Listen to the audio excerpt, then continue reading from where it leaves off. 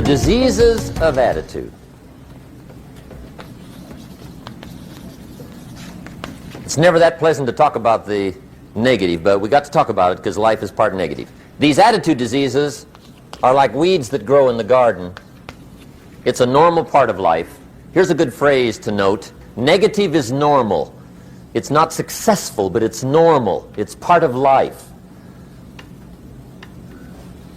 And here's the next key, in my opinion. You must learn to handle the negative. Don't ignore it. Handle it. Now, I know some people teach the other way. And listen to them. And listen to me. And then make up your own mind. Right? Don't be a follower. Be a student. But I say you got to handle the negative.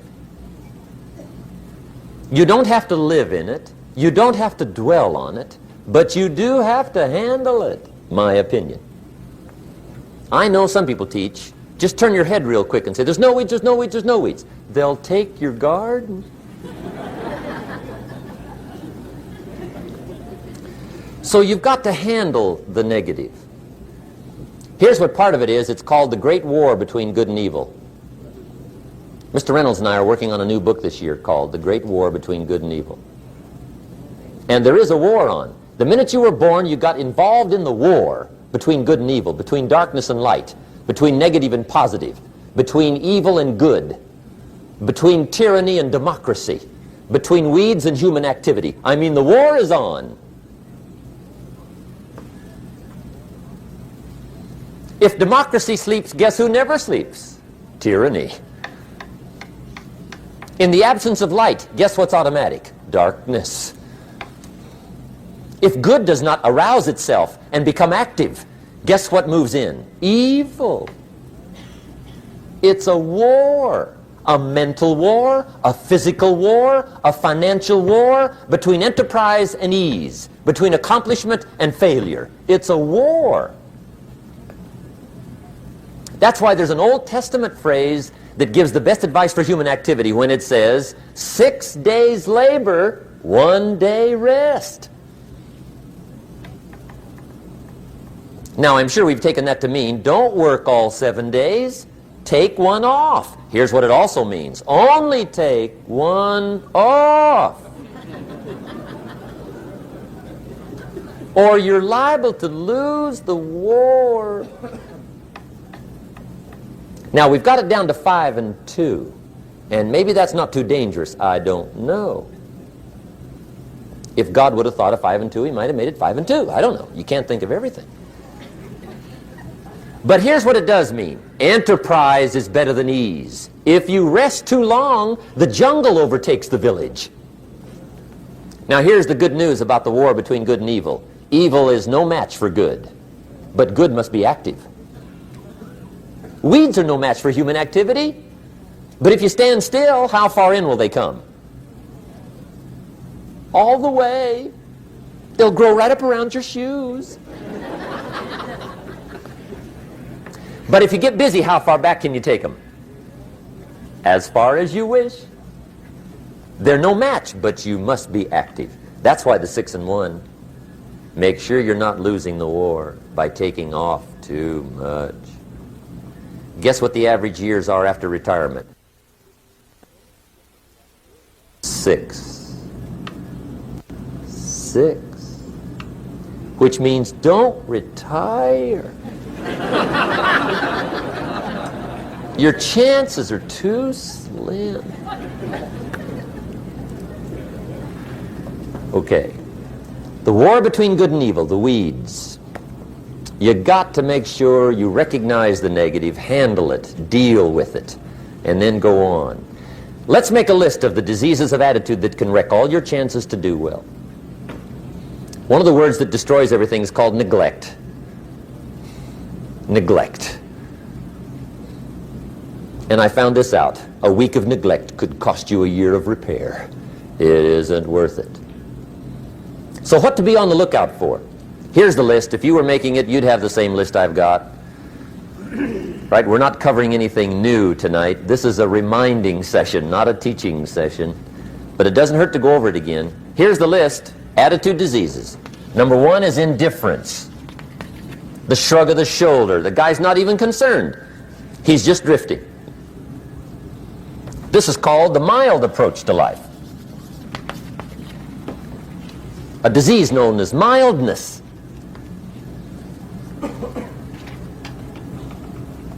The guy says, well, I can't see getting all that worked up. Well, to be any kind of winner, you got to get worked up.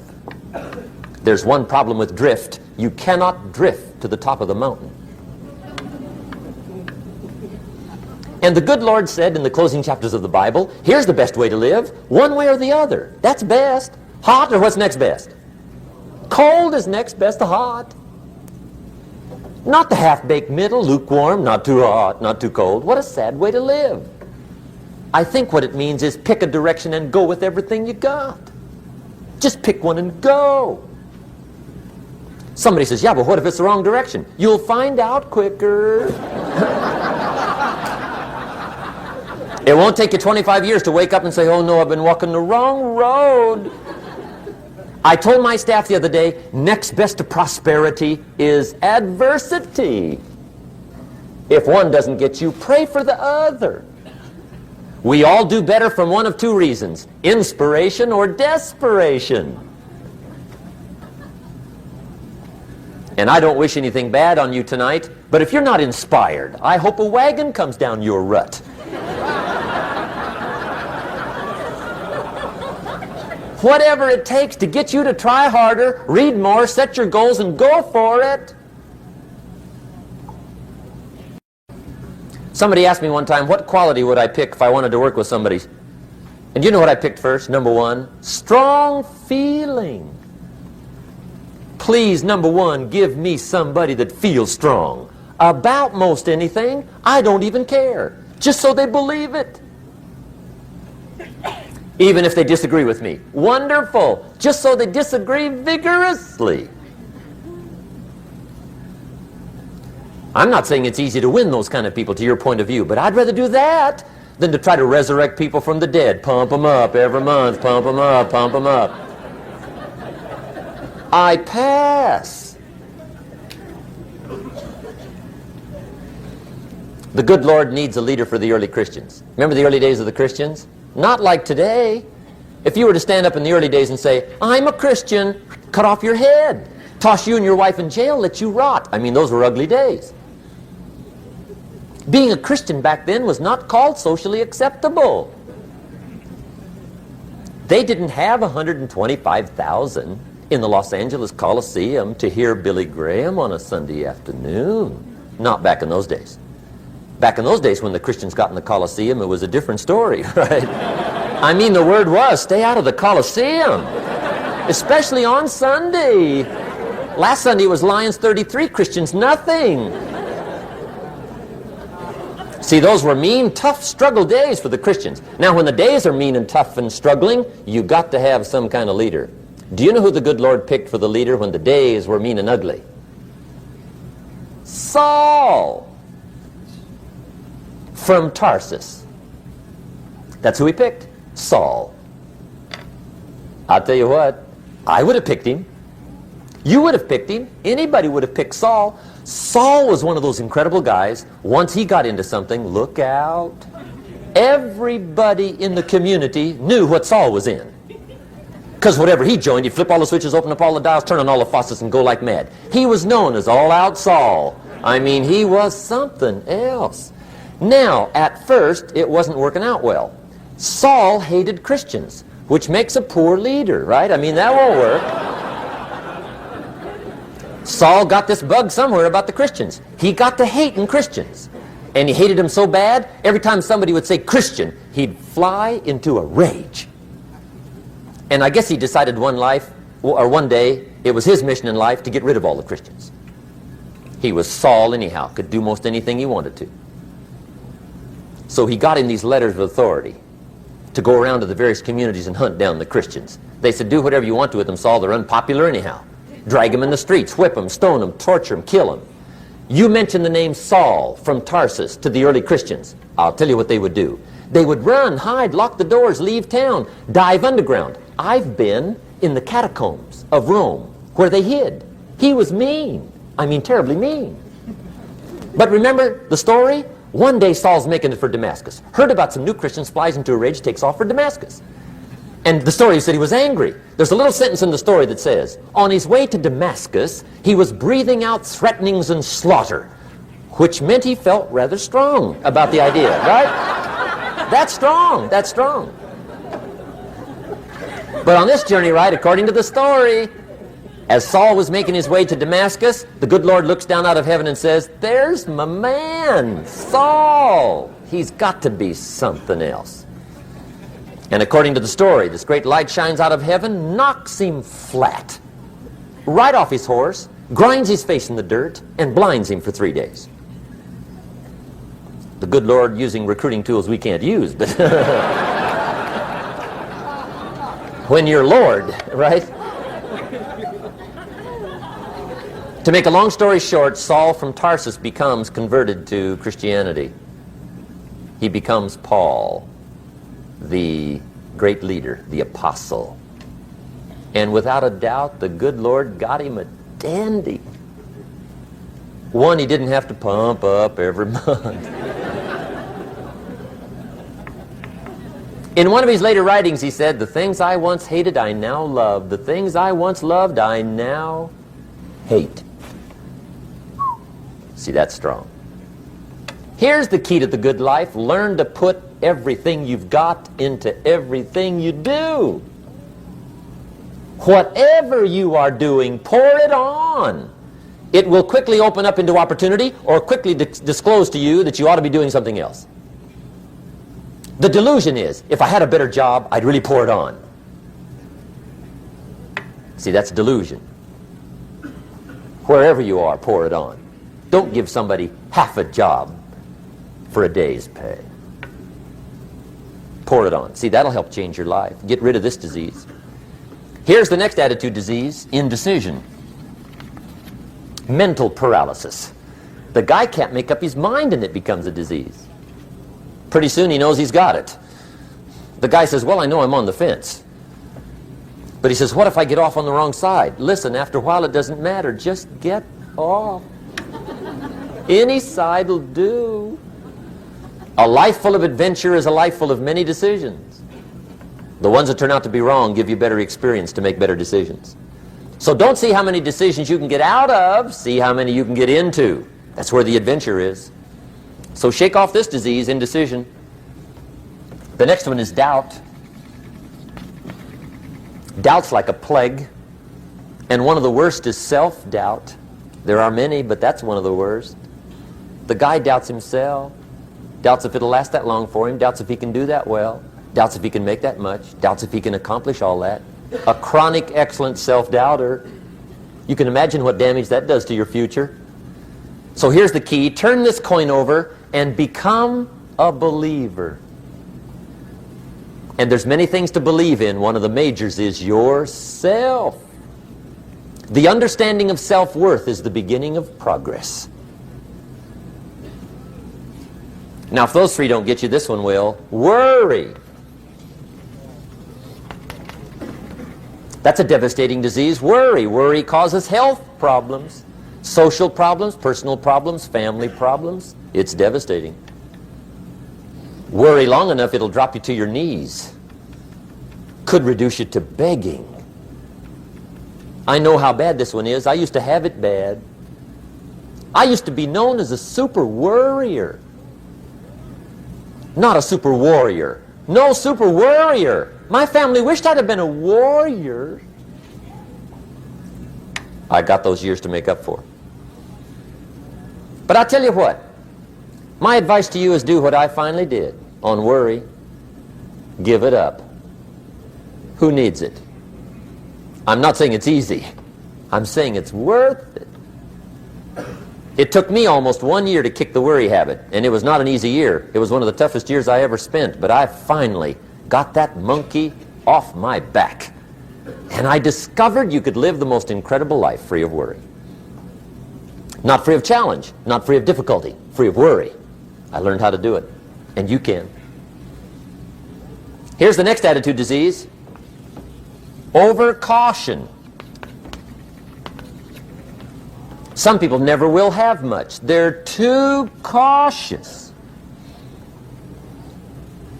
Now, you can also be too reckless, but you can also be too cautious.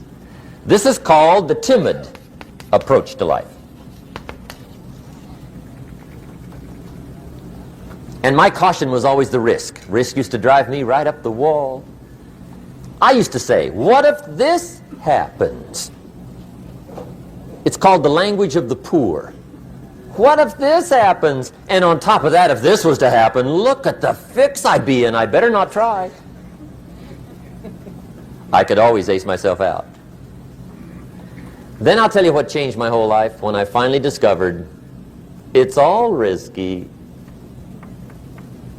The minute you were born, it got risky. If you think trying is risky, wait till they hand you the bill for not trying. If you think investing is risky, wait till you get the tab for not investing. See, it's all risky. Getting married is risky. Having children is risky. Going into business is risky. Investing your money is risky. It's all risky. I'll tell you how risky life is. You're not going to get out alive. That's risky. The Englishman says, well, if that's the way it's going to work out, let's give it a go. Right, that's what it's for. Give it a go. Somebody says, yeah, but I'm looking for safety and security. Fine, then huddle in a corner. We'll cover you with a sheet, bring you 3 meals a day. And we'll protect you, feed you, look after you, care for you. We won't let anything happen to you, and you'll probably live to be 100. The guy said, well, yeah, I'd live to be 100. But what a way to live. Right. What a way to live, safe and secure. Don't ask for security. Ask for adventure. Better to live 30 years full of adventure than 100 years safe in the corner. And see, it's not important how long you live. What's important is how you live. Here's the next attitude disease. We're almost through with this motley list. In fact, we're almost through. Hang on. The next one is pessimism. Pessimism, the deadly disease of always looking on the bad side, the problem side, the difficult side, checking all the reasons why it can't be done. The poor pessimist leads an ugly life. He doesn't try to figure out what's right. He tries to figure out what's wrong. He doesn't look for virtue. He looks for faults. And when he finds them, he's delighted. How ugly. This is the poor guy who looks through the window, doesn't see the sunset. He sees the specks on the window.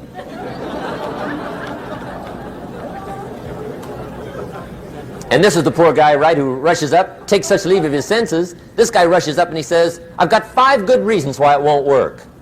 He's so dumb he doesn't know all he needs 1. He's got 5.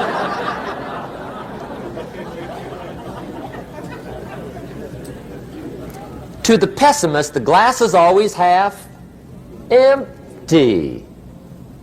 To the optimist, the glass is half full.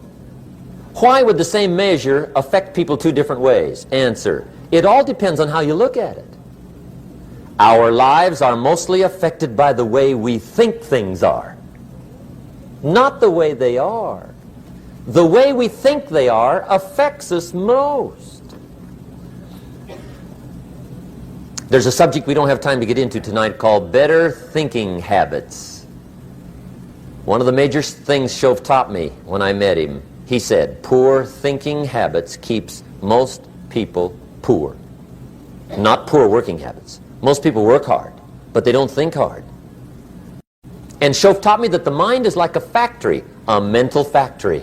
And whatever you think about all day long pours ingredients into this mental factory. And that's what builds the economic, social, financial fabric of your life. He quoted me a Bible phrase that says, as you think, so you become. How awesome. When he talked about poor thinking habits, he had me. I used to start the day reading the morning newspaper. I mean, you can believe that or not. I'd get a cup of coffee and read the paper. I'd load up on wars and riots and murders and stabbings and killings and bank robberies and muggings and car wrecks and tragedies. I'd even read the back pages. I seem to like that stuff for some weird reason. I'd load up on all that, and then I'd start the day. You can imagine the kind of days I used to have. You walk around on your financial knees.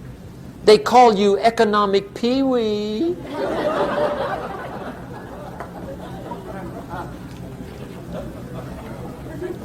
The guy says, I want to be a great leader.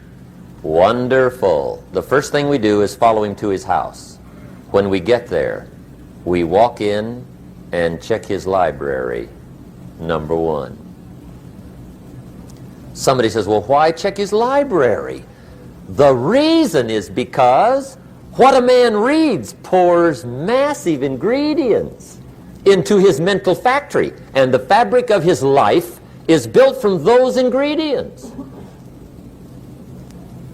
You would not believe what some people have got in their house to read. You would not believe. One of the best dressed up words I know for a lot of it is trash. Can you imagine dumping a barrel of trash into this mental factory every day and coming out with a rich, dynamic, positive life? It can't be done. You might as well try making a cake with cement.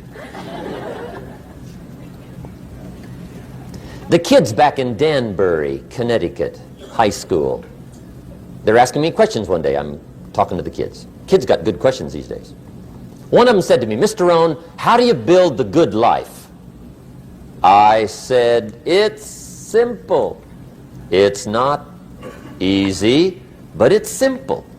Here's how you build anything. Select the right ingredients, keep out the wrong ingredients, and it starts with thought.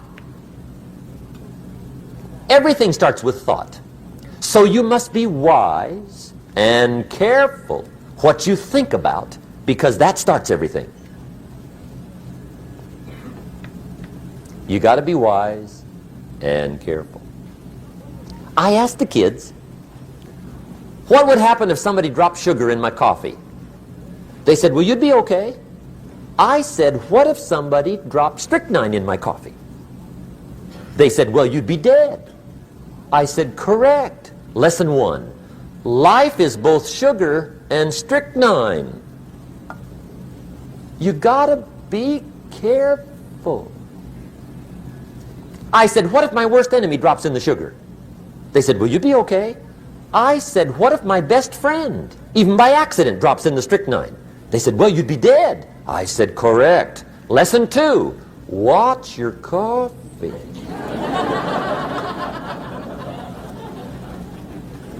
You got to be careful. See, it doesn't matter who hands you the bad stuff. It doesn't matter where you get the bad stuff. It'll still do its damage on your bank account, wherever you get it. Mr. Schoaf gave me one of the greatest phrases when I first met him when he said, Jim, every day stand guard at the door of your mind. How important. Stand guard at the door of your mind. And you decide what goes into your mental factory. Don't let anybody just dump anything they want to in your mental factory, because you've got to live with the results. Okay, here's the last disease, and we're through with this list. In fact, we're almost through. Hang on. The last subject is very brief. The last disease, but this one is deadly. Engage in this one, indulge in it even slightly, and you might as well forget the future, because it's going to forget you. Complaining, crying, whining, griping, a Bible word called murmuring. See, that'll ace your future. Spend 5 minutes complaining, and you have wasted 5. And you may have begun what's known as economic cancer of the bone. Surely they will soon haul you off into a financial desert and there let you choke on the dust of your own regret. I hope I said that well, so you won't forget. It's a deadly disease. If you don't think it's bad, ask the children of Israel of Old Testament fame. Typical of us all, their story just happened to get in the book. Story says, children of Israel were slaves. God performed a series of dazzling miracles and got them out. And now they're heading for the promised land. Remember the story? Heading for the promised land. Tragedy of the story, they never got there. Reason. From day one, they started to complain. They griped about the water. They griped about the weather. They whined and cried and griped about the food. They griped about the leadership. They whined and cried because it was too far, too cold, too hot, too difficult, too miserable. I mean, they whined and cried for years. Finally, God said, "I've had it, trip canceled." Or something like that. The story says they died in the desert, never got to the promised land. Which I think means two things. Indulge in this long enough, you get your future canceled. And I guess it also means even God himself can only take so much.